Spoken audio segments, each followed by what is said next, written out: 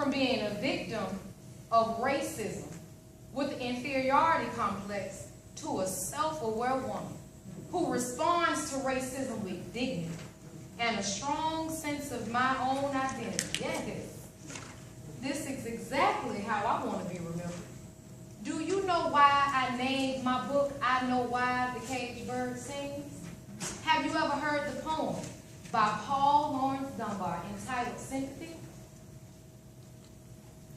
I know why the caged bird feels, alas.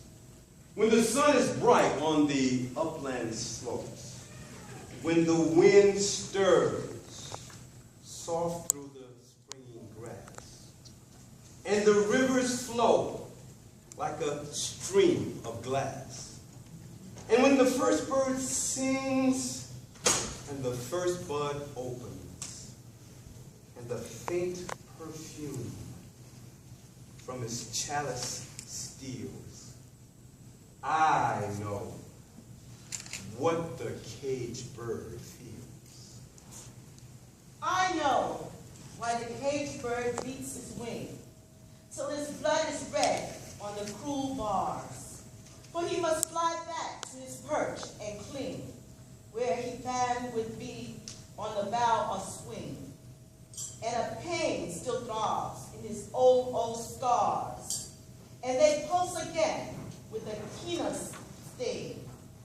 I know why the caged bird beats his wing. I know why the caged bird sings. Ah, me. When his wing is bruised and his bosom sore, when he beats his bars and he would be free, it's not a carol of joy or glee, but a prayer. A prayer that he sends from his heart's deep core.